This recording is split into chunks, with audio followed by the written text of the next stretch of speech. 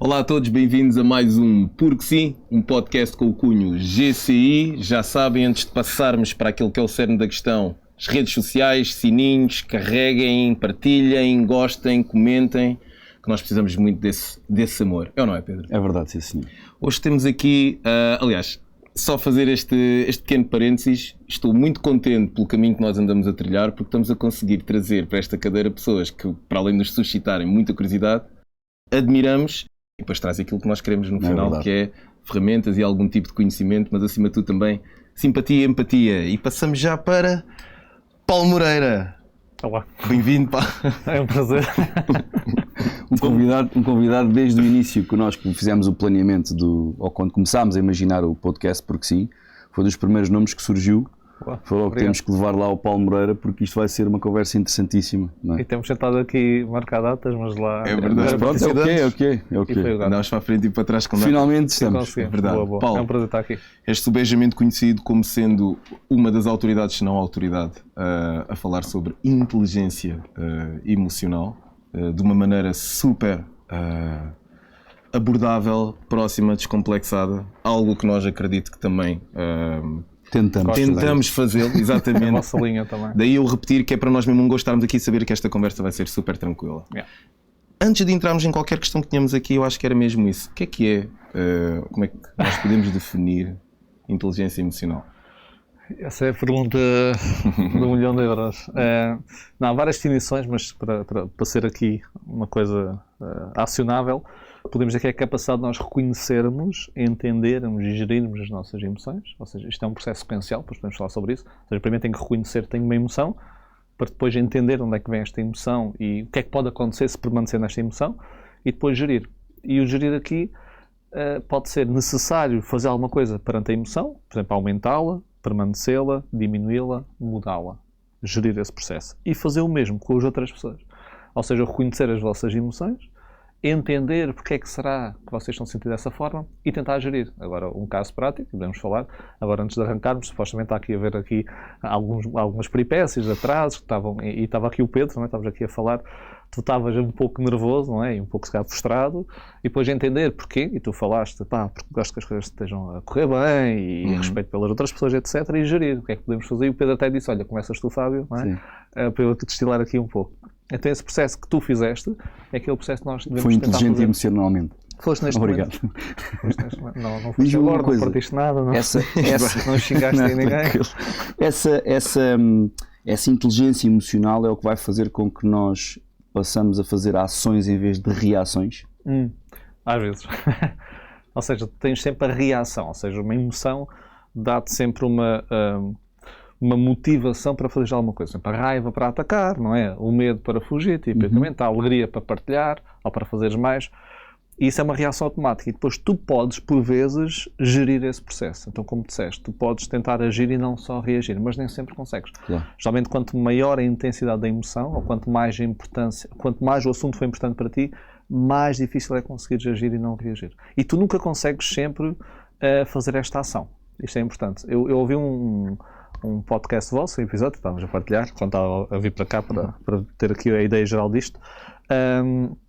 E tu estavas, acho que eras tu, Fábio, estavas a partilhar as peripécias enquanto no relacionamento, correto? Sim, exato. Por exemplo, como é que naquele momento, tu tinhas dito, pelo que me recordo, tu estás ali a falar de forma assertiva e calma e de repente depois há um tom de voz que eleva. Isso. E parece tipo, elevei desta vez o tom de voz, como é que eu consigo não elevar? E nós temos que perceber que isto é um trabalho continuado. E eu vejo muitas pessoas, vou dar um exemplo, trabalho com pessoas que são capazes de me contactar e dizer assim, Paulo, não deu, explodi lá em casa e foi horrível. E a pessoa acha que por esse motivo, essa explosão, está tudo a correr mal, que a pessoa não consegue. E há 3 indicadores, aqui começamos já para a pessoa conseguir entender, 3 indicadores que conseguimos medir se nós estamos a ficar mais emocionalmente inteligentes ou não. Okay? Os 3 indicadores são, primeiro, frequência. Em média, pensa, por exemplo, durante o ano passado. Tu, Fábio, e tu, Pedro, em relação ao ano passado. Vamos supor que vocês são pessoas que explodem muito. Vamos assumir esse facto, não sei, mas vamos assumir. Então, vocês hoje explodem menos do que há um ano atrás em média? Se sim, estão no bom caminho. A frequência não é a zero, não é um produto final. É um contínuo. Segundo, intensidade. Em média, as explosões de hoje, em comparação com o ano atrás, são menores, em média. Claro que há aquelas elevadas. Mas em média, se fôssemos somar todas, são menores. Se sim, boa, estão no bom caminho. E o terceiro é o tempo de recuperação. Que é, quando vocês explodem hoje, vocês recuperam mais rapidamente ao estado normal em comparação ao ano atrás. É igual? Pronto, então estes 3 indicadores, frequência, intensidade e tempo de recuperação. Se for sim nas 3, ou pelo menos em 2 delas, 2 das 3, é um bom caminho. Isto desmistifica muita coisa. E quando eu falo isso, as pessoas, ok, boa, eu posso explodir, mas estou a explodir menos. Então isto é um contínuo. Então a resposta longa para a tua pergunta, a inteligência emocional é agir e não tanto reagir, mas por vezes vais reagir à mesma. Claro. Mas está tudo bem. Ok. Boa. Porque nós ouvimos falar muito nisto, né? Que às vezes nós temos o estímulo e o problema é as pessoas reagirem logo. E no fundo aquilo que dá a entender é que nós temos que entrar naquela bolha de compreender, que tu gostavas a dizer, né? Receber a emoção que estamos a ver e olhar para ela e conversar um bocadinho com ela e só depois tentar reagir ou agir em função daquilo que foi o estímulo. E acho que isso é o processo mais difícil, pelo menos para mim é o processo mais difícil. E se nós tivermos aquela ideia que isto, e é assim, que as emoções são informação, vocês também sabem, é tudo completamente diferente. Exato. Estou irritado, estou triste, estou ansioso, estou nervoso. Ok, mas porquê é que eu neste momento... Permite exatamente questionar, não é? Porquê é que eu estou assim? Porquê? E depois as emoções, estavas a dizer também antes de começarmos aqui em off, na tal palestra, as emoções têm padrões lógicos. Uma pergunta que eu costumo fazer é, imagina que alguém tem uma coisa que tu não tens e também gostarias de ter. Qual é a emoção que tu achas que sentes neste momento? Exato. Qual é a emoção? Qual é que inveja. Inveja, por exemplo. Antes da admiração, muito provavelmente vem inveja. Inveja, quase ninguém diz felicidade. Então porquê inveja neste momento? E atenção, nós podemos sentir emoções diferentes na mesma situação. Ou seja, tu e tu olhamos para a mesma situação e sentimos emoções diferentes. Ambivalência, não é? Ambivalência, neste caso, emoções diferentes em simultâneo, mas eu posso sentir, imagina, entusiasmo, podes sentir nervosismo, podes sentir ansiedade, emoções diferentes, porque também há um processo avaliativo, mas há padrões lógicos, e se existem padrões lógicos, quer dizer que eles estão-nos a dar uma informação, então isso é inveja. Outro exemplo, vocês tinham uma coisa que gostavam muito, ou uma pessoa, ou uma relação, e perderam essa pessoa, situação ou relação. Qual é a emoção provável que vocês vão sentir? Tristeza, tipicamente, pode haver, depende, melancolia, depressão, há aqui algumas emoções, mas tipicamente são à volta dessas. Ninguém diz entusiasmo. Porquê? Então o que é que ela me está a dizer? Então as emoções são informação. E quando nós aprendemos isso, a literacia emocional, é tudo muito mais fácil. Literacia emocional, top. Isso. Gostei. Brutal. Eu acho que podemos acabar o programa. Está muito bom. Uma literacia emocional. Está muito bom. Paulo, antes de passar para uma pergunta que eu tenho aqui guardada, eu gostava de perceber como é que és tu? Ou seja, melhor, como é que surge o Paulo que gosta de estudar emoções e trabalha emoções? Tipo, porquê é que foste para as emoções? Olha, eu acho que tenho 2 momentos-chave. O primeiro é raro partilhar, partilhei 2 vezes até agora. Ultimamente não é refletido mais, mas abrindo mais sobre isso. Mas 2 momentos. Eu sempre toquei, quem me acompanha, no momento profissional.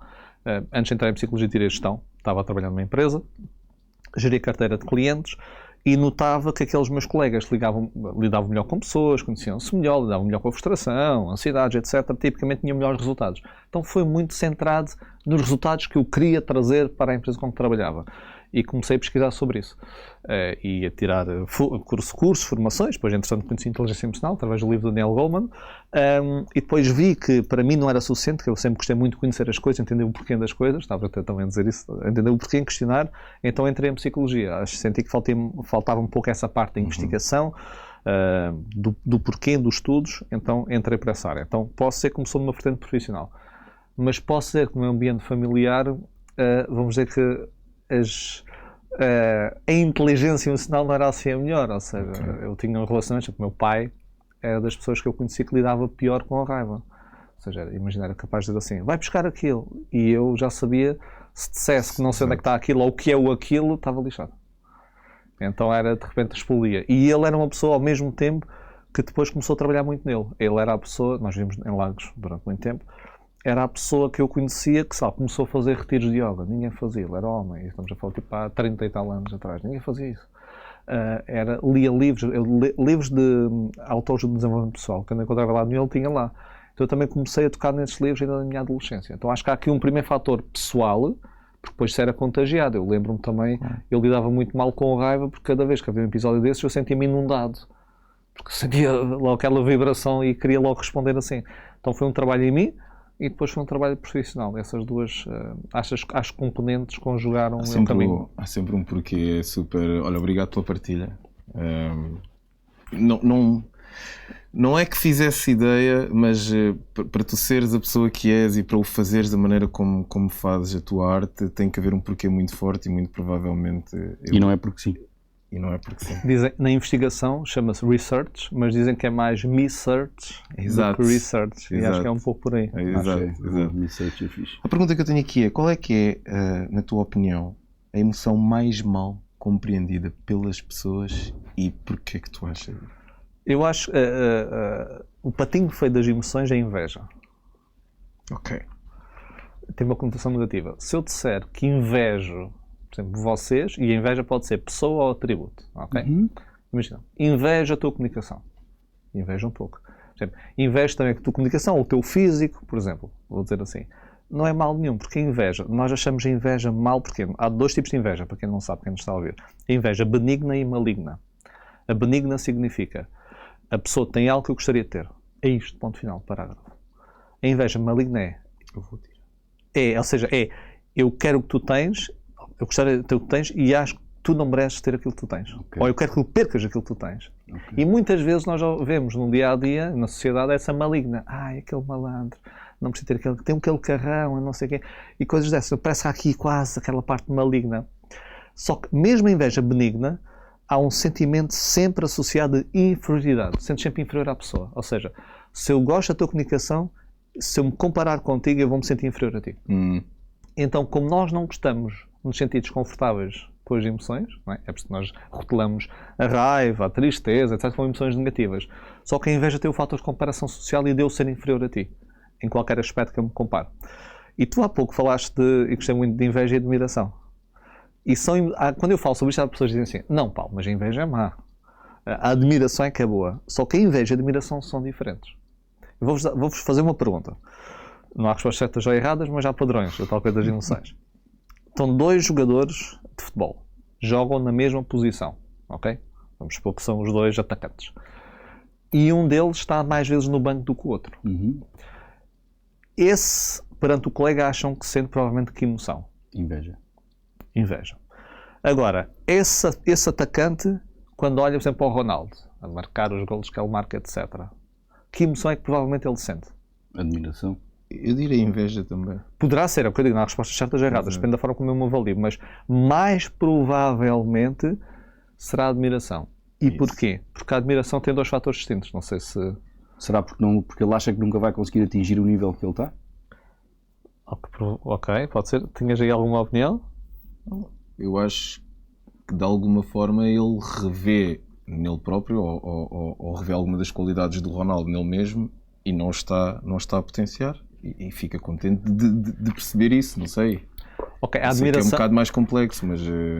A admiração, nós sentimos admiração tipicamente por dois grandes motivos. O primeiro motivo é quando aquilo que avaliamos como positivo é algo que eu propriamente não quero. Imagina, alguém a tocar um instrumento musical brutalmente. Eu admiro, não sinto inveja, não quero tocar um instrumento musical, mas admiro. Então, quando aquilo que é avaliado é diferente daquilo que eu quero. Segundo, se o que é avaliado é igual àquilo que eu quero, a pessoa está num patamar completamente acima. Exato. Então, estão a perceber? Eu aprendo um bocadinho disso ao ler Simon Sinek, que é diferente das emoções, mas ele traz muitas emoções para o mundo dos negócios. Ele fala numa questão que é o rival digno.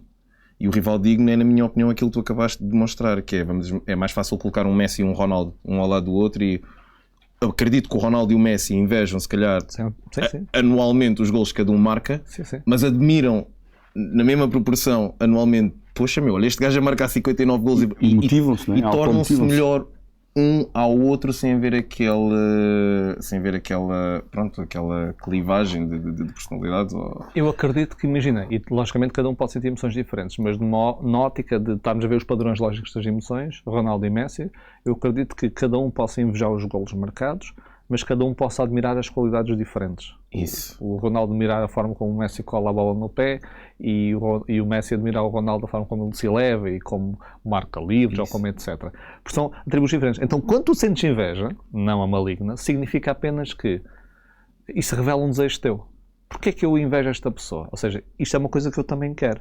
E estás-te a comparar que a pessoa está um pouco acima naquilo que está a ser avaliado. Só que as pessoas automaticamente, como há a tal ideia de não deves comparar a ninguém, etc., também podemos mistificar isso mais à frente. É mau comparar com as outras pessoas, logo inveja. Comparas, se alguém está supostamente acima de ti, tu sentes-te inferior, é mau. Quando alguém diz se inveja daquela pessoa, é logo, vira a boca para lá. Então acho que essa emoção... Só que, por exemplo, nessa decisão, não é decisão, nessa sensação que eu tenho, vamos partir do princípio que eu invejo alguma coisa, depois eu tomo uma decisão. Ou me diminuo ou digo que tento atingir aqueles objetivos. Ou tento atingir aquele estado que aquela pessoa que eu estou a invejar, portanto pode ser até uma coisa positiva. Eu falo com emoção. Imagina, a partir do momento que tu te comparas, isto é muito importante. Cada comparação social, e haja comparações ascendentes, descendentes e laterais. Ascendentes é quando comparas alguém acima de ti numa competência, descendentes, alguém abaixo de ti, vais na rua, alguém a passar fome, não estás a passar fome, é uma comparação descendente, às vezes até sentes-te melhor. A pena é uma emoção um pouco má, chata. A empatia e compaixão é diferente. A pena é, estou acima de ti, tenho pena, estás nessa posição. Eu sinto melhor, porque eu não estou a passar por aquilo. Agora, tu quando comparas com alguém acima numa competência, sentes-te inferior. E quando nós sentimos rebaixados, inferiorizados, é muito normal nós termos comportamentos retaliativos. De ressentimento, de ataque, de desdém da pessoa. É uma forma de eu me sentir melhor. Eu posicionando acima da pessoa de alguma forma, falando mal dela de alguma forma. Agora, eu posso fazer isso. Eu sinto-me inferior e vai estar sempre presente, mas sinto-me inferior porque ainda não tenho aquilo. Posso pensar assim, como é que eu consigo também ter isso? Então é a emoção que eu acho que é mais mal vista. Sentes muita inveja regularmente? Sinto, e agora estava a dizer isso. Acho que comunicas muito bem, logo no início. Também, a primeira coisa, eu agora ando a começar a treinar. Eu cheguei aos meus 40 anos e disse, vai ser a minha melhor forma de sempre. Eu disse mesmo, eu disse mesmo, lembras-te? Se eu vou chegar... São os pontos de viragem, da vida. Os 40, os 50, não sei se sabem, a grande parte das pessoas fazem meio maratonas, é quando fazem 50 anos. Não vou fazer. Já te esqueci. É os momentos de viragem. Parece que a pessoa olha para trás que é quando andei a fazer na minha vida, certo? Claro. Depois quase queremos contrabalançar a idade a crescer. Então, por exemplo, eu agora estou a começar há um mês a fazer exercício físico, agora estou atento a isso, olhei, bom físico, não sei o quê, obrigado, estou a invejar. E é isso, okay. Então sinto pontualmente, mas é tal coisa boa, também quero. Sabes, eu pergunto isto também porque eu diariamente, e eu acho que eu pratico isto, era uma coisa interessante depois se pudéssemos falar futuramente, mas eu acho que pratico isto, eu sinto muita inveja todos os dias, mas normalmente, a maior parte dela, para não dizer quase toda mesmo, é boa. Estás a ver? É o que eu estou a dizer? Tipo, eu fico mesmo contente quando acontece uma cena nice, alguém que eu gosto ou admiro, no meu campo ou não, eu fico mesmo nice. E a seguir o que vem na minha cabeça é tipo, eu não tenho que me preocupar com esta pessoa, porque ela está a fazer o caminho dela, está fixe, estás a ver? Mesmo fixe, eu vou fazer o meu. É tipo, normalmente é o que me sai. E eu até penso, inicialmente, parece que eu sou emocional, parece que eu estou-me a marimbar para as pessoas, mas não, eu fico mesmo contente com a pessoa, não vou ficar ali tipo, a perder muito tempo a olhar para aquilo. Tipo... Então há emoções que não são bem traduzidas, como nós a nossa saudade. Porque às vezes uma pessoa sente-se um ET na sua cabeça para fazer com isto. Existe em inglês o happy for. Happy for. Contente por. E tu sentes o happy for. Eu acho que é mais happy for. Agora, se tu sentes assim, estou mesmo contente por ti, e depois vem-te um pensamento de gostaria de ter aquilo, nós podemos sentir mais do que uma emoção ao mesmo tempo. Isto é uma coisa, há um mito, há vários mitos sobre as emoções. Um dos mitos é só podemos sentir uma emoção de cada vez. Isto é a visão simplista das emoções, dá-se o nome, visão simplista. Isto é perigoso porque acho que todos nós já ouvimos coisas, eu já ouvi, do género, estás triste, ou estás feliz, decide, não é? Ou gostas ou não gostas. São condicionamento. Parece que só podemos sentir uma emoção. E não, tu podes ter um happy for e uma inveja, intercalando nelas. É tipo a bolinha de duas cores do Divertidamente. Olha, bom exemplo. É? Esse e a animação... Do Inside Out. Quando ela começa a experienciar, quando cresce e começa a experienciar outro tipo de coisas em que ela tem que tomar uma decisão para a felicidade dela, mas que depois a deixa triste, as bolas normalmente têm todas a mesma cor, e de repente a alegria que está na central, não é? Das emoções, vê uma bola a vir amarela e azul. que era a tristeza necessária para ela conseguir alcançar aquela alegria de voltar a casa. Pá, foi brutal, aquele filme está incrível. E é uma boa mensagem de anular essa parte da visão simplista. Então tu podes sentir o happy for, um bocadinho de inveja, depois se calhar... É um espetáculo, não é? É um espetáculo. Muito Pronto, mas olha, isso é fixe saber porque é de facto o que acontece. Nós praticamos isto muito um com o outro, mas eu faço mesmo isto com muita... Tipo do género, pô meu, sacana, man. Curtia, mas estou muito feliz por ti. Aquilo até me dá uma motivação maior a mim. E pode-te inspirar, ou seja, aí é a forma como tu vais lidar com isso. Claro. Eu sinto-me inferior, vou atacar o outro, vou-me esconder, vou-me inferiorizar ainda mais, ou vou usar isto como combustível para. É sempre a forma como utilizas as tuas emoções a teu favor. Isso é que faz a diferença. Antes de passar aqui para o Pedro, uma curiosidade, tu és pai. Nós ouvimos sempre o que devemos ou não devemos fazer, e o tipo de conversas. E o tipo de conversas que devemos ter com os nossos filhos e existe alguma forma, modelo tipo de falar sobre emoções com os nossos filhos? Uma pergunta. 2, existe alguma idade, porque tu ouves sempre, eles não têm idade para perceber isso, eles não sei o que, não sei o que mais.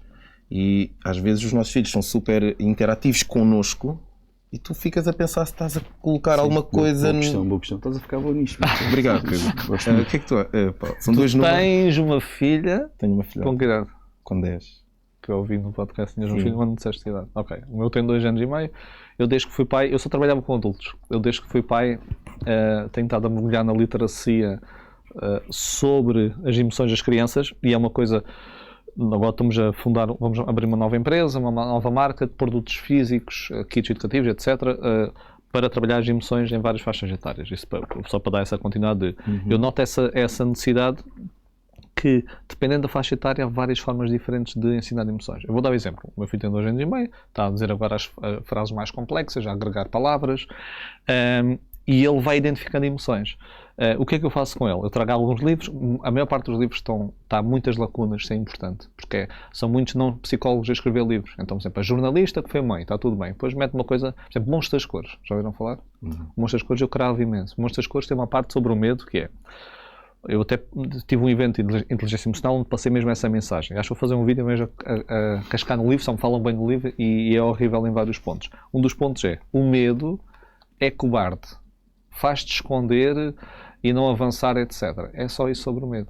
Ou seja, eles neste caso o livro confunde emoção com comportamento. Exatamente. Medo e emoção, cobardia e comportamento. Não é? É não avançar por causa do medo. Isso. Depois tens a coragem, é avançar apesar do medo. Então tens o medo para dar a cobardia ou a coragem, ou outra emoção qualquer, ou outro comportamento qualquer. Então, há aquela coisa de um jogo que eu vi, que era, sentiste raiva, tu tiras cartas, depois calha-te uma emoção, amor, raiva, etc. A raiva diz, e depois tu tens que andar casas. E ao fim de 10 casas ganhas. É só tirar cartas, andas X casas, vais para trás X casas, depois podes ganhar ou não. Raiva, tirei a carta, dizia assim, andas 3 casas para trás. Porquê? Porque a raiva é uma emoção má. Isto não é uma carta. Pronto. Então, para dizer que há muita coisa errada, temos de ter cuidado. Agora, como comunicar com os filhos? Eu começo a aprender a identificar emoções, ou seja, fases e as emoções, começo a explicar como é que, por exemplo, vamos ver, a raiva. Há um livro que eu gosto de algumas particularidades, que é o Gastão das Emoções. O Gastão das Emoções, quando sente raiva, tem uma nuvem cinzenta com relâmpagos. E ele diz relâmpagos. Então, quando ele está irritado, ele já diz Pedro tem relâmpagos na cabeça. E depois, no livro, ensina uma coisa que eu treino com ele, tem que ser técnicas simples, que é a técnica da respiração. Exato. E o Gastão respira 3 vezes. Depois a terceira, vemos a nuvem com relâmpagos ir embora. Então, quando ele está irritado agora, eu comecei a fazer isso, ele não... E a minha esposa dizia, ele não está a fazer nada disso. Não, e eu, não faz mal. É como tu ensinares uma palavra. Ele não vai aprender, mas com a repetição vai saber. Então, agora, quando ele está irritado, é assim, Pedro, estás zangado? Sim, relâmpagos. Eu assim, o que é que fazemos? E ele... Depois já a terceira, já fica assim melhor. Ou então a terceira vez, se não fica melhor, dá uma voltinha, por exemplo, à sala ou isso. Então falares como falas normalmente sobre as coisas, eles não vão apanhando, mas vão começar a apanhar, tal como as palavras complexas vão começar a juntar e ensinar estratégias simples. Porque tu agora é que estás a dar o repertório comportamental. para nós é mais difícil. Nós temos de desconstruir coisas. Sim. Eles estão a construir coisas. E acredito que até em parelha, pai e mãe, se um dos dois não compreende o que é que o outro está a fazer, portanto, a treinar a criança, essa própria percepção do que está a acontecer pode gerar, às vezes, se calhar, alguma confusão. Ou Sim. Não? E outra coisa muito importante é a modelagem. Vocês sabem isso, mas esquecemos muitas vezes. Muitas vezes é o que é que eu digo, não o que é que tu fazes quando estás irritado. O que é que tu fazes quando estás triste? Isso. Eles aprendem muito mais por modelagem do que por verbalizações, em termos comportamentais. Certo. É o que é que tu fazes. Diz uma coisa, Paulo, como é que as emoções que não são expressadas e que não são processadas adequadamente, porque até agora falámos do processar e aceitar as emoções, mas como é que não processando e não expressar uma emoção pode afetar a minha saúde física e mental? Há muitos estudos sobre a supressão emocional. Aliás, o Sigmund Freud tem uma frase que eu gosto muito, que é: as emoções não expressas nunca ficam enterradas. Elas saem depois de formas muito piores. E o que é que acontece? Há estudos que mostram, mas depois há diferenças culturais, mas não vamos por aqui para não complexificar, mas há estudos que mostram, muitos estudos, muita evidência, que quando suprimes emoções de valência negativa, nas positivas não acontece tanto isto. Aumenta a sua ativação fisiológica. É contraproducente. E acho que todos nós já passamos por isso. Por exemplo, estamos ansiosos. Nunca vos aconteceu. Estão ansiosos e vocês, não posso ficar ansioso. O que acontece? Cada vez estão mais ansiosos. Chamam o efeito ricochete. É quase como uma bola que tu fazes debaixo de água na praia, uma bola de, sei lá, de borracha daquelas, tu metes para baixo e ela não fica lá. Tu, quando tiras a mão, aquilo dispara. Há uma frase que eu pus uma vez também, às vezes as frases fazem-nos pensar mais, que era: não podes varrer as tuas emoções para debaixo do tapete e esperar nunca tropeçares no mesmo. Então, se nós suprimirmos as nossas emoções, já há N consequências relatadas, há muita evidência no nosso bem-estar psicológico, bem-estar emocional, ligado à depressão, muita coisa, muita evidência. Agora, muito importante, a supressão pontual é importante. Porque eu vejo pessoas que nunca deves suprimir as tuas emoções. Então vamos pensar que vocês estão numa reunião de trabalho com o vosso chefe, clientes, e o vosso chefe diz uma coisa que vocês não gostaram nada de ouvir. E agora? Ou tu mesmo, tu há pouco suprimiste um pouco a tua emoção, antes de começarmos.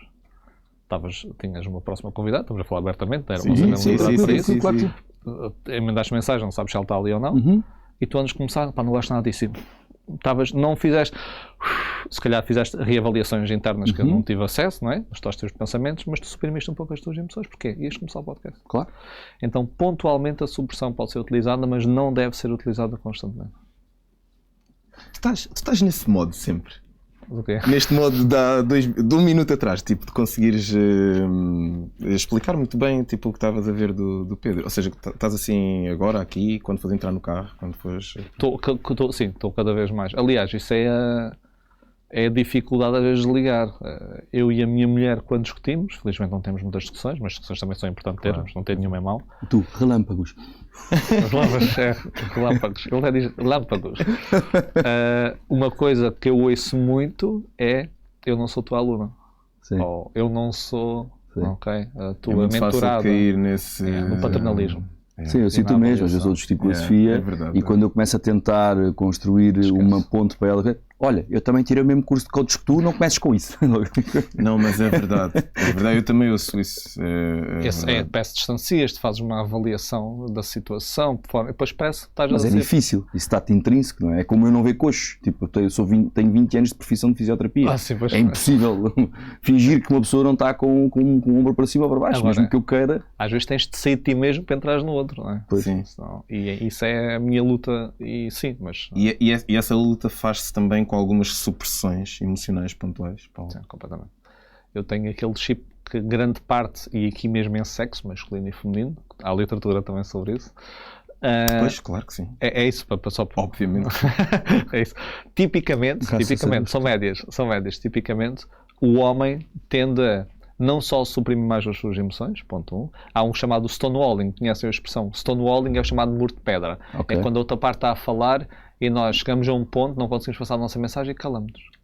Isso acontece-me? E ficamos assim, ou mexemos o telemóvel, ou simplesmente vamos embora. É o stonewalling, muro de pedra. Isso tem-me acontecido muitas vezes nos últimos tempos. Aliás, eu até pensei que estava a sofrer alguma forma de mutismo. Ou que estou, porque eu... Imagina, não é só o calar, é tu queres falar e... o que vai sair tipo, não vai acrescentar em nada. Estás a ver? Não vale a pena. É que é mesmo, tipo, tu queres... Só que depois tu não ficas também acessível, tu levantas o pé e tu não dizes como não ouves. Tu queres acabar aquilo. Tipicamente masculino. Fuga.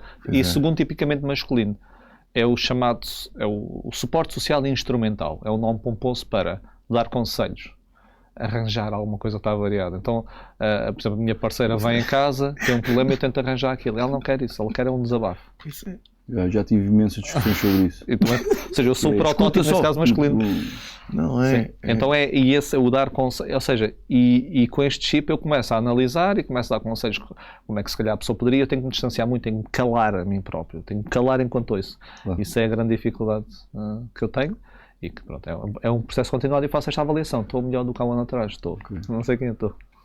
Estavas a falar há bocado de algumas emoções, como a raiva, como a tristeza, que ou são mal interpretadas ou têm só uma conotação negativa, Paulo, e que há mais conotações. Pegando nisso, tu acreditas que a nossa sociedade valoriza, portanto a pergunta já está implícita, mais algumas emoções do que outras, e como é que isso influencia o comportamento das pessoas? Depende da sociedade. Por exemplo, culturas mais coletivistas não gostam muito ou vêem de mau grado o orgulho, emoções mais defeitos próprios, emoções mais individualistas, como a americana, a nossa está ali no meio, mas mais para o individualista, valoriza muito o orgulho. Já repararam? Alguém fez um feito, o orgulho. As coletivistas menos. Olhando mais para o nosso tipo de sociedade, emoções como orgulho, emoções positivas como alegria, como entusiasmo são bem valorizadas. Emoções negativas tendem a não ser tão bem vistas, mas depois dentro das negativas há uma assimetria, que é, eu vou-vos perguntar, acham que é mais mal visto, tipicamente, a raiva ou a tristeza? A raiva. É? Em que sentido? Alguém a partilhar, ok, não fui bem, se calhar a pergunta estamos aqui desalinhados nesse sentido, eu se calhar não entendi corretamente. Vamos supor que alguém mostra que está irritado ou mostra que está triste.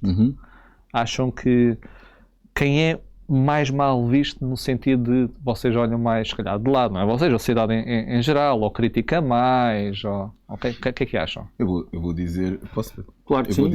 Eu vou dizer a tristeza, porque revela ali algum sentimento de apatia, quase de impossibilidade de eu fazer alguma coisa por e isto chegar até mim. Ou seja, isto ser contagioso, enquanto que a raiva demonstra alguma pulsão, não é? Vontade de... A tristeza demonstra alguma fraqueza, é como medo, não tenhas medo, agora está ali triste, a chorar, etc. E a raiva não, é uma emoção de força. Aliás, existe o conceito das emoções secundárias, em que a tristeza é muitas vezes mascarada com a raiva. Ou seja, às vezes alguém pode estar irritado com vocês. Aquelas lágrimas a cair com aquela cara... Irritado, não sei o quê, mas no fundo está triste. Okay. Só que a tristeza empodera-te. Então a sociedade vê estas emoções, parece fragilidade. A tristeza empodera-nos? Ou... Não, a raiva porque é uma emoção de força. Exato. Agora, logicamente, depois depende do que é que a raiva pode levar, mas a tristeza não. Tu se revelas, estás triste, às vezes, pá, não penses nisso, estás triste com o quê? Estou a ouvir não sei o quê. A raiva não, pá, o resto está ali. Então, essas emoções negativas no sentido de desconfortáveis de sentir e que de alguma forma nos tira algum tipo de força ou mostra alguma vulnerabilidade, são tipicamente mais mal vistas. As coisas estão a mudar aos poucos, mas essas são... Era importante nós falarmos de inteligência emocional durante o processo de evolução educativa, ou seja, por exemplo, vou dar um exemplo da área da saúde para ser mais específico. Por exemplo, eu trabalhei numa escola, trabalhei num colégio, e aquilo que mais confusão me fazia é que ninguém daquela escola, desde os miúdos dos 5 anos até ao 12º, ninguém sabia fazer suporte básico de vida. E sabemos que está em outros países, tal e qual como estavas a dizer que o teu filho não lhe vais explicar o que é raiva para A mais B, mas ele relâmpagos, não é? Nós conseguimos que miúdos pequenos façam uma chamada para o INEM e no limite miúdos de 18 anos salvem vidas. A minha questão é esta: faz sentido introduzir isso naquilo que é o processo educativo das crianças, começar gradualmente a falar inteligência emocional, não é? Olha, é mesmo isso. Todo, e até, isto não é para uma hierarquia de valor, mas suporte básico de vida completamente, atenção, completamente. Agora, isso acontece em situações de emergência. Certo. Agora, as emoções estão sempre Exatamente, lá. Ou seja, ainda mais importante. É, para mim, ou seja, é super importante. Tu vais sempre sentir emoções. Há uma coisa que vai acontecer é sentir emoções. E se não sentes emoções, tipicamente é um distúrbio, uma patologia, um déficit qualquer a acontecer, E há pessoas que não conseguem experienciar emoções, essas pessoas não se conseguem adaptar tão bem ao dia-a-dia. Existe um conceito que é a alexithymia, não sei se já ouviram falar. A alexithymia é um estado em que a pessoa é incapaz de sentir emoções e expressar emoções. Aliás, há estudos que mostram que essas pessoas até têm sonhos robotizados, quase. Qual é o sonho que tiveste? Sonhei que acordei, desci as escadas, abri o frigorífico, consumi um iogurte, fechei o frigorífico, subi as escadas e fui-me deitar. Sonhei que estava a cortar um queijo, etc. Guardei o queijo no tupperware. Sonhei que estava a andar. É tipo muito robotizado. E essas pessoas tendem, embora não tenham emoções, um perfil mais apático da vida, não conseguem interagir nas relações sociais tão bem, etc. Então, tirando esses casos, que é uma porcentagem ínfima da população, sentimos sempre emoções. Até o resto da nossa vida. Então, como é que nós temos emoções e ninguém nos ensina a lidar com isto? Acham que tem que ser o nosso pai, a nossa mãe, e eles aprenderam com a vida à porrada, às vezes não nos passam as melhores lições. É super importante. Houve uma coisa que eu achei interessante. A minha filha tem 15 anos, portanto já, ou seja, passou por vários estadios de aprendizagem e idade, e nós nunca sabemos, não é? Portanto, eu nunca tive uma filha com 15 anos e um dia, ou 15 anos e 2 dias, todos os dias é uma aprendizagem, não é? Pronto. E há uma coisa muito interessante, nós somos mais ou menos a mesma geração, que antigamente era mau comportamento e era insolência, e era insolente a criança, não é? Hoje é Asperger, déficit de atenção, ou seja, a minha questão é esta muito clara e é incisiva, porque metade das coisas que eu vejo acho que é a falta mesmo de educação dos miúdos. Mas será a falta de educação dos miúdos ou nós estamos a despreocupar com essa tal inteligência emocional e em vez de chamar as coisas pelos nomes e tentarmos perceber, rotulamos, damos comprimidos e pronto, e está tudo bem? Olha, é sempre temas sensíveis, mas eu gosto que vocês abordem isso porque há várias facetas do tema. Por um lado, por circunstâncias societais também, parece que há um acréscimo desse tipo de déficits. Mas cada vez temos mais informação. Em teoria não deveria ser... Não, sim, mas por exemplo, imagina, o déficit de atenção. Muitas vezes há uma parte pode ser biológica, mas há uma parte muito do meio. Mas também provocamos isso. A adição dos ecrãs, a adição isso mesmo. Então imagina, uma criança, na nossa geração, nas idades parecidas, imagina, eu lembro-me, sei lá, estava na primária, havia o PC 286, começou a surgir, não sei se tinha 8 anos ou 7, etc. Já era muito tradicional, não tínhamos gadgets, hoje em dia estímulos para todo lado, etc. Isso. Olha, o meu filho, por exemplo, nós não vemos televisão em casa, um exemplo, mas ele de vez em quando, no máximo, vê, 2 em 2 dias, meia hora de televisão, pomos no Panda. E quando pomos no Panda, ele gosta sempre da Masha e do urso. Ele diz ao contrário, diz urso e Masha, e eu, não, é Masha e urso. E o que acontece? A primeira vez que ele estava a ver Masha e urso, na segunda vez que pusemos, ele disse Masha e urso. E estava a dar outro. E eu, Pedro, estava a dar o Ruka. Está a dar o Ruka, espera, depois até vi lá na box que ia dar a seguir, esperas, Masha e urso. E eu naquela. Por acaso pus logo na Masha Urso. E a partir desse momento também, porque cada vez que ele ia à televisão, ele quer logo ver Masha Urso. Já não há o esperar. E nós temos que esperar, aquele dia, àquela hora, e dá o Dragon Ball. Ou não sei o quê. Não havia boxe, havia gravações, era aquilo, já estava. Nós vivemos na era da rapidez de tudo, facilitismo.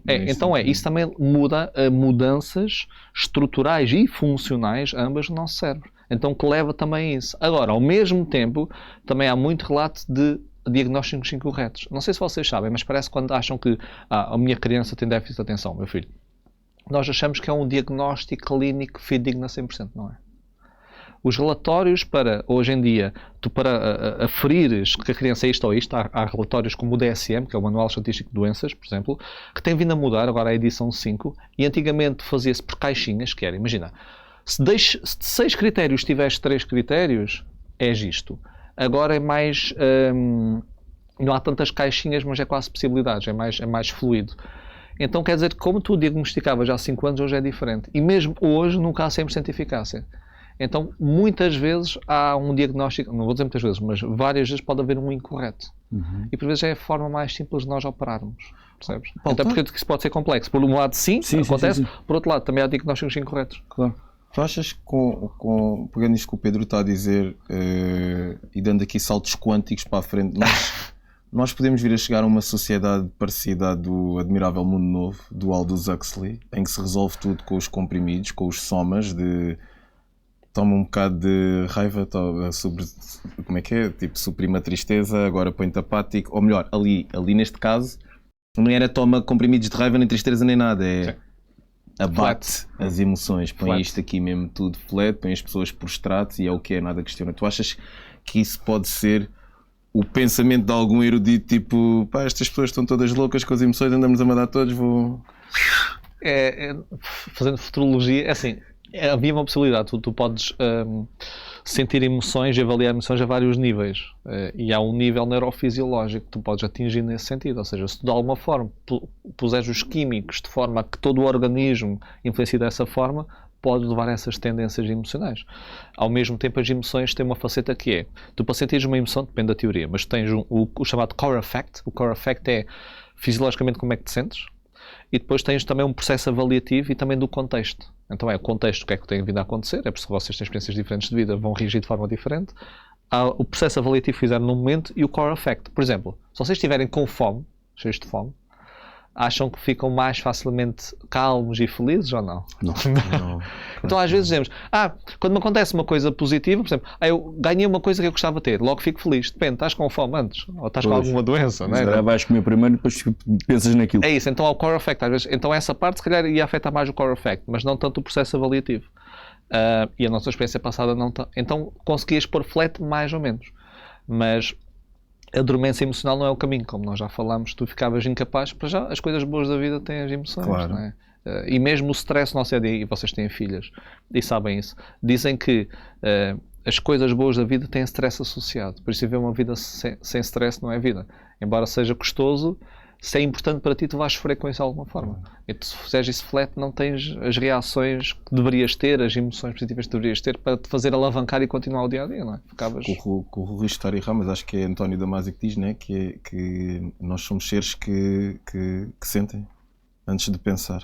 Sim, ele diz, não somos seres racionais que sentem, mas sim seres emocionais que pensam. É isso. Portanto, nós temos que... Primeiro sentimos... Temos que sentir. Não sentir é contra a natura. Sim, imagina, não sentias nada das emoções. Tipicamente, há um despropósito na vida. Ou seja, imagina, não há entusiasmo, a excitação, o orgulho, a conquista, a alegria, o carinho, e mesmo o receio, o medo, o entusiasmo, o stress. Estavas todos os dias. Pá, esquece. Isso é um estado depressivo, apático. Claro. É interessante que eu, em algumas palestras que faço, motivado por uma coisa que vi numa palestra tua, falo muito no... antigamente falava sem sair da zona de conforto. Depois, hoje, temos os maluquinhos que querem ir para a zona de desconforto, mas o comum é sentir dificuldade de sair da zona de conforto. Eu explico. O gráfico que tu apresentas numa das palestras que eu vi tuas era que ao longo dos anos subiu abruptamente o número de publicações sobre a felicidade. Onde é que eu quero chegar? As pessoas estão agarradas ao facilitismo de Paulo, dá-me 3 chaves para eu fazer isto, para eu ser feliz. Pedro, dá-me 3 exercícios para nunca mais ter entorses. Fábio, dá-me aqui 4 tópicos para eu ser feliz na minha empresa. E perdemos aqui aquela coisa de e se não for assim? Ou do género, clube das 5 da manhã, os milionários. Quer dizer, se eu não acordar às 5 da manhã nunca vou ganhar dinheiro. Quer dizer, como é que nós estamos em relação a isso? Eu sou muito incisivo nisto, para já porque eu não gosto de acordar às 5 da manhã, depois porque eu produzo melhor de noite. Eu já tive. Percebes? E não é por isso que eu acho que vou ter menos sucesso do que os outros. É quase o grind, lembra-se o grind, ainda é dorme enquanto eles... Não, trabalha enquanto eles dormem, exato, não sei o quê. E o sono é super importante para o nosso dia. Depois, se dormes 3 horas, vais produzir muito menos, vais ser mais lento, o teu raciocínio não está tão apurado. E depois é isso mesmo, há pessoas que funcionam melhor de noite e outras que funcionam melhor de manhã, e o levantar às 5 da manhã não tens que respeitar sentido. Isso. Mas sentes isto de que as pessoas estão à procura de um facilitismo dos tópicos para cumprir, em vez de se preocuparem em ok, eu vou pesquisar, eu vou viver, eu vou sentir as emoções e ok, vou ter aquele struggle de isto não vai correr bem. Não, as pessoas querem uma fórmula. Isso é isso, porque isso dá trabalho, é complexo, é exigente e tu queres uma coisa rápida, as pessoas gostam que tu lhe digas o que fazer, ou seja, queres ser feliz, então faz isto. É porque as pessoas adoram receitas mágicas. Nós gostamos muito de receitas e tem um propósito, até evolutivo, não é? Ou seja, o nosso cérebro quer otimizar recursos e energia, então já tem que despender energia para tantas coisas, para aquilo, se eu tenho uma regra rápida, eu posso executar mais facilmente. Agora, o problema é que as receitas, eu próprio às vezes quando cozinho, eu cozinho, não é? Às vezes quando cozinho, mas quando faço receitas novas, quando sigo a receita às vezes corre mal. Há já alguma coisa que falha ali, depois também o cozinheiro é diferente e às vezes os ingredientes podem não ser bem aqueles, então as receitas é um pouco difícil. Agora, há padrões, tal como as emoções, há padrões que tendem a resultar para a maioria das pessoas. Isso também é uma verdade, temos que colocar aqui. Imagina, se eu falo em 5 fórmulas, depende, se eu acordei e pensei em 5 fórmulas é uma coisa, agora se eu falo em 5 fórmulas, com base, vamos supor, eu inquiri milhares de pessoas as mais felizes, o que é que elas fazem, quais são os seus hábitos, como é que elas, etc. E vou extrair informação, blocos, e posso dar, aumenta a probabilidade de se calhar a pessoa experienciar estas emoções que aquela experienciam. Nós temos que ter atenção que nem sempre pode resultar. Isto é que é importante. Exato. E essa história do cérebro estar a optimizar recursos e nós irmos à procura é uma forma suave e querida de chamar preguiçosas às pessoas? Sim, é assim, o que é a preguiça? A preguiça é o ato de tu não exercer esforço, ok? Quando conseguirias fazê-lo. Isto é preguiça. Quando a pessoa diz que é preguiçosa, então, tu conseguirias exercer mais esforço, por exemplo, se tiver algum tipo de doença e não consegue, não é preguiçosa. Certo. Mas tu não queres exercer. Sim, então, ou seja, o cérebro consegue exercer energia nesses pontos todos, mas não quer, porque está a otimizar para outras coisas. Nós temos recursos finitos. Nós temos que utilizar a nosso favor o cérebro. Se nós o próprio cérebro em si, costuma dizer-se, dir-me se eu estou errado, é preguiçoso por natureza, não é? Quanto menos esforço puder despender, é melhor. Isso. Quando mais automatizado tiver as coisas e menos aliás, nós vemos isto na minha área, nós vemos isso, quer dizer, a partir do momento em que tu tens um joelho que está imobilizado, a partir das 48 horas, tu começas a perder massa muscular e o cérebro quer se borrifar.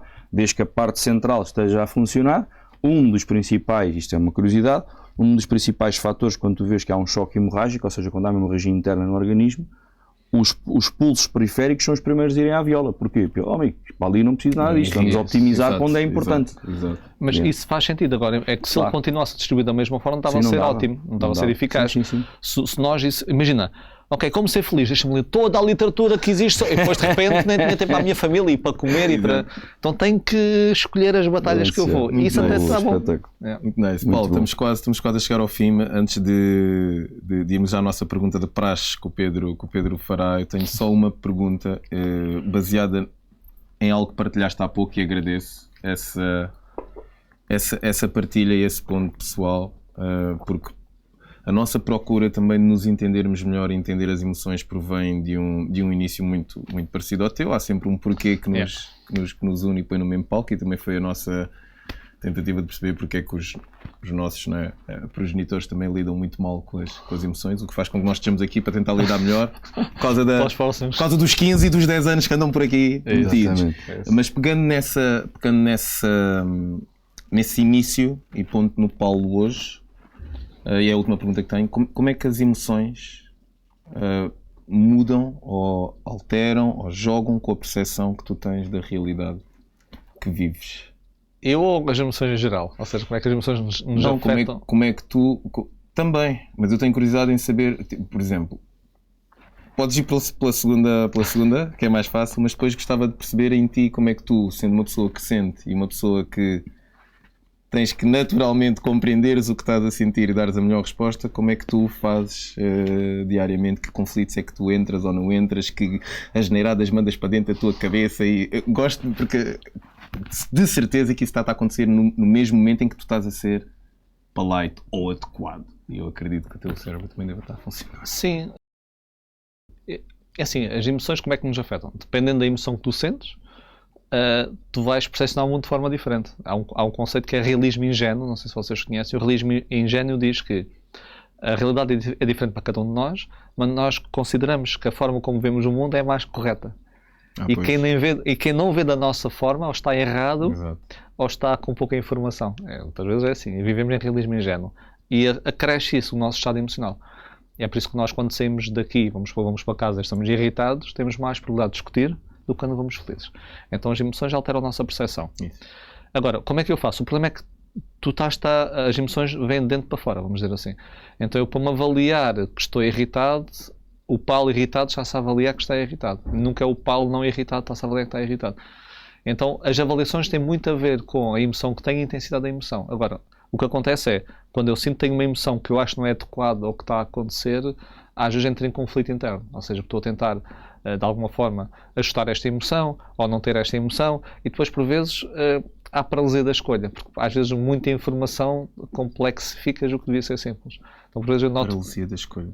Eu noto muito isso. E há estudos que mostram isso. Tu tens só uma escolha, sentes que estás a ser obrigado, não é a escolha.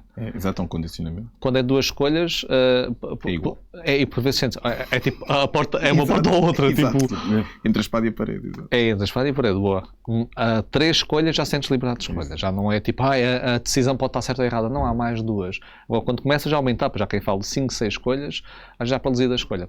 Há uma metáfora, não sei se vocês conhecem, vou tentar lembrar da melhor forma para responder isso, que é o pato, é a águia, é um peixe, o pato, a águia, o peixe e um coelho. Pronto. Estão todos ali juntos, etc. E de repente vem um caçador.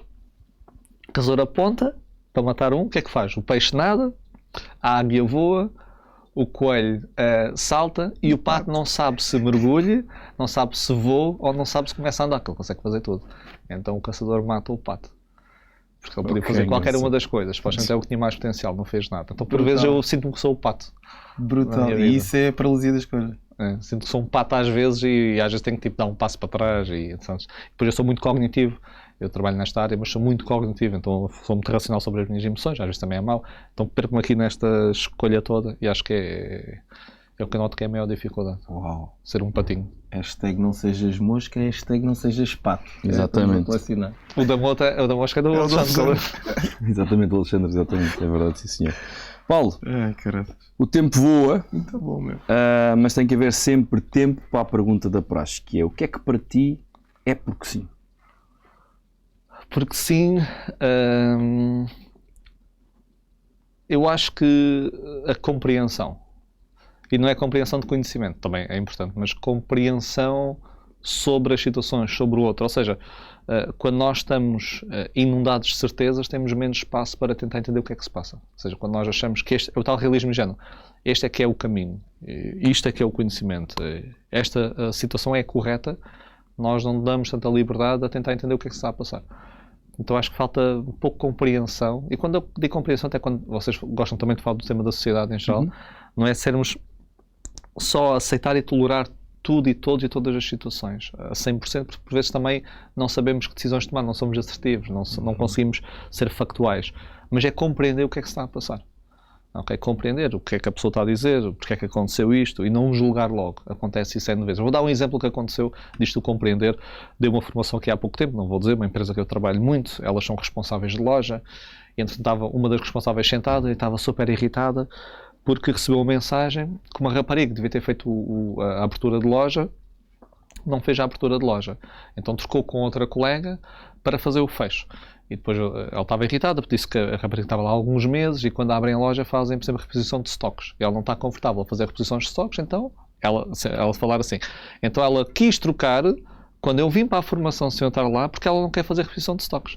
E eu perguntei, estás confiante nessa inferência? Achas que é mesmo isso? Só pode ser, etc. Mas pode haver outros motivos, a tal compreensão, o que é que pode estar a acontecer. E ela, não é isso, certeza, quanto motivo pode haver? Então eu não estou lá e de repente ela pede para não ir amanhã e ela diz que não está à vontade a fazer a reposição. E eu até disse assim, tens algum filho? Ela, não. E algum animal de estimação? Ela, tem um gato. E eu, estás disposta a colocar a vida do teu gato como, digamos, ou seja, on the line para esse argumento? E ela ficou assim, entretanto, fomos almoçar, etc., depois do almoço. Ela, posso partilhar uma coisa, não é? Então, é interessante, recebi uma mensagem que ela hoje tinha aula de condução, que já estava marcada, que não conseguia adiar. Então, ou seja, ela estava irritada, estava a fazer uma inferência, etc. Já ia chegar ao pé dela a dizer ali alguma coisa, porque estava cheia de certezas. Então acho que tem que haver mais compreensão e menos certezas cegas. Brilhante. É o meu porquê. Muito obrigado. E acho que o porquê associado a essa avaliação ajuda muito, não é? Isso. Porquê que está a acontecer? Isso. Sem dúvida. Brutal. Paulo, brigadão mesmo. Foi um prazer. Muito fixe, muito fixe. Obrigado pelas perguntas. Grande episódio. Mais um, no Porque Sim. Não trazemos só, ou esperamos não trazer só as ferramentas, contamos também trazer compreensão e instrução, e aqui agradecer a ti mais uma vez, Paulo, pela maneira descomplexada e super friendly com que falas destes temas, que são para nós, são para vocês também. Mais um episódio brutal. E acompanha-nos. É isto que eu tenho para dizer. Malta, já sabem, isto é um produto GSI que nos tem dado um apoio imenso. Vão lá às redes sociais, partilhem, vocês vão adorar este episódio, ou adoraram este episódio. Partilhem, deixem os vossos comentários, deem sugestões, porque isto é necessariamente, e porque sim, para vocês. Até já.